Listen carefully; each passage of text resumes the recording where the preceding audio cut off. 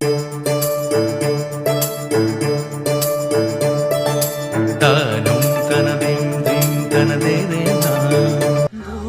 পরাণে যে গান বাজিছে তাহার তালটি শিখো তোমার চরণ মঞ্জিরে, দরিয়া রাখিও সুহাগে আদরে আমার মুখর পাখি তোমার প্রাসাদ প্রাঙ্গণে। রবি ঠাকুর। সত্যি সঙ্গীত কে না ভালোবাসে? চারপাশে এত গান, এত সুর, যান্ত্রিক জীবন যাপনে কেউ কান পেতে শোনে, আবার অনেকে শোনেও শোনে না।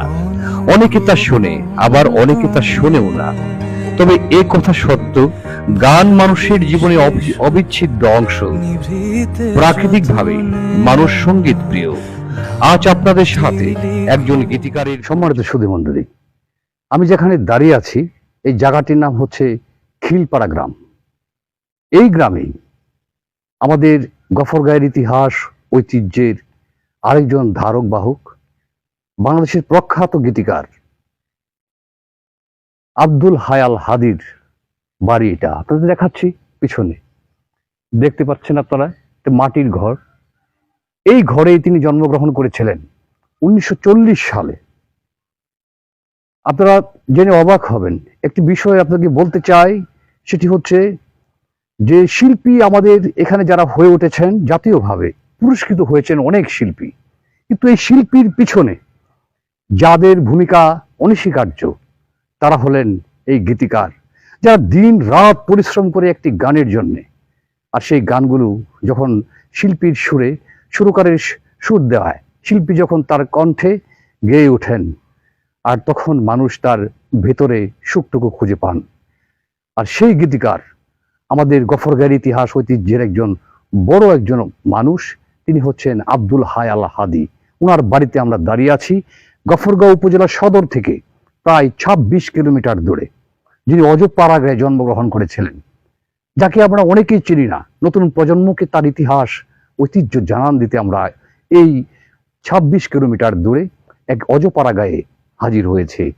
আপনারা দেখুন, বিস্তারিত আমরা দেখাচ্ছি। চলুন ওনার ইতিহাস ঐতিহ্যগুলো দেখে নিই।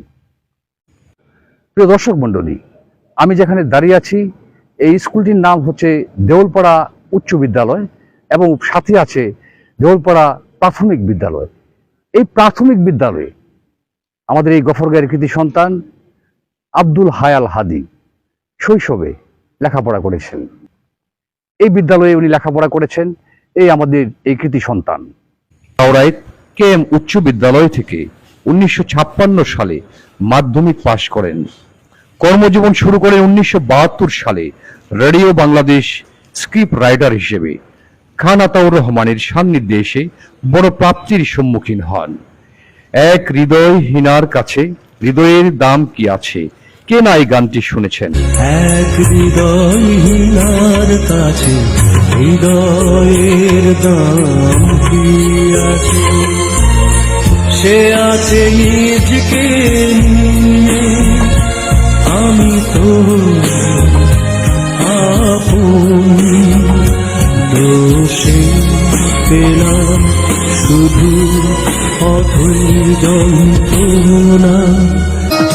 ও গো বিদেশিনী, তোমার চেরি ফুল দাও, আমার শিউলি নাও, দুজনে প্রেমে হয়ে জন্য শ্রেষ্ঠ গীতিকার হিসেবে জাতীয় চলচ্চিত্র পুরস্কার লাভ করেন। তার রচনায় এদেশের বিখ্যাত শিল্পীরা কণ্ঠ দিয়েছে উপমহাদেশের প্রখ্যাত সঙ্গীত শিল্পীরাও। সাবিনা ইয়াসমিন, অ্যান্ড্রু কিশোর, রুনা রায়লা, রফিকুল আলম, বেবি নাজনীন সহ দেশি বিদেশি অনেক শিল্পীর সঙ্গে কাজ করেন। 1999 সালের ডিসেম্বরে পৃথিবীর মায়াতে পাঁচ ভাই 3 বোন, তার মাঝে আমার বাবা সবার বড়, ইনি শহীদ মুক্তিযোদ্ধা। তো একই পরিবারে জন্মগ্রহণ করায় আমরা একান্নবর্তী ফ্যামিলি ছিলাম। আমার দাদা আব্দুল করিম সরকার আর আমার দাদি সকিনা বেগম, ওনার লালিত সন্তান আব্দুল হাই আল হাদি। তো আমার ছেলেবেলায় যেটুকু দেখা, আমার জন্মের পর ওনাকে আমি দেখিনি। ইনি একটু অভিমান করে বাড়ি ছেড়ে চলে যান যশোরের কুটচাঁদপুর। ওখানে ছিলেন তিনি 9 বৎসর। এরপরে আমার বাবা পূর্ব পাকিস্তান এসে পশ্চিম পাকিস্তান থেকে সৈনিক যখন ছিলেন তখন ওনার সন্ধান করে তাকে বাড়িতে নিয়ে আসেন। স্বাধীনতা উত্তর ইনি বাড়িতে এসেই যুগের আলো বিদ্যানিকেতন নামে একটা উচ্চ মাধ্যমিক শিক্ষা প্রতিষ্ঠান ওনার তত্ত্বাবধানে গড়ে তোলেন। আমি ছিলাম সেই স্কুলের প্রথম ছাত্র। আমাকে পঞ্চম শ্রেণীতে না পড়িয়ে ইনি সরাসরি আমাকে ষষ্ঠ শ্রেণীতে ভর্তি করান। পরবর্তীতে স্বাধীনতা যুদ্ধে উনার অবদান ছিল অনন্য। স্বাধীনতা যুদ্ধে যা যা করার স্বাধীনতার পক্ষে হয়ে তা সবই ইনি করেছেন। আমার দেখা দৃশ্যগুলো আমার স্মৃতিপটে ভাসে। তো পরবর্তীতে যখন যুদ্ধ শেষ হলো, দেশ স্বাধীন হলো, ইনি চলে গেলেন ঢাকায় খান আতাউর রহমানের নিমন্ত্রণে।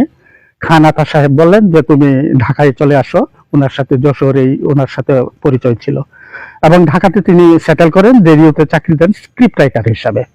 পরবর্তীতে রেডিওর থেকে তিনি অবসর গ্রহণ করেন। বাংলাদেশের বেতার এবং টেলিভিশনে এককভাবে উনার একটা আধিপত্য ছিল সঙ্গীত রচয়িতা হিসাবে।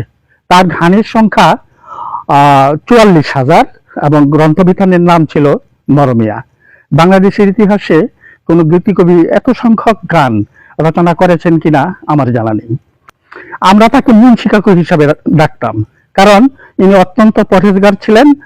কারণ হলো এই, এর আগে বাঁশি বাজাতেন সারাদিন এই বাড়িতে পড়েই, এই ঘরের আনাচে কানাচে গাছের ডালে বসে সারাদিন কাজ ছিল বাঁশি বাজানো। তখন দাদা বললো যে এইভাবে হয় না, হয় তুই লাইনে আয়, না হয় বাড়ি ছাড়। এই কিন্তু তার বাড়ি ছেড়ে চলে যাওয়া।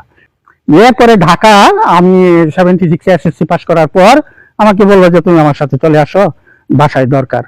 আমাকে তিতিমির কলেজে ভর্তি করাইয়া দিলেন ফার্স্ট ইয়ারে 76-এ। এরপরে দীর্ঘ সময় আমার উচ্চশিক্ষা পর্যন্ত আমি উনার তত্ত্বাবধানে উনার বাসায় থেকেই লেখাপড়া করেছি। এবং যখন ইনি ইন্তেকাল করলেন, সকালবেলা আমরা এই বাড়িতে রেডিওতে শুনলাম। শোনার পরে হঠাৎ মৃত্যু, কারণ ইনি মসজিদে ছিলেন, কেউ বুঝতে পারে নাই। সেহেরি খাওয়ার সময় বাসায় এসে সেহেরি খাওয়া যায় আর আসেন না। আমার চাচি গেলেন মসজিদে, গিয়া দেখে মারা গেছে। আবারও দেখা হবে আপনাদের সাথে নতুন কোনো ইতিহাস ঐতিহ্য নিয়ে। আবারও আপনাদের সাথে দেখা হবে। এ পর্যন্ত সবাই ভালো থাকুন, সুস্থ থাকুন।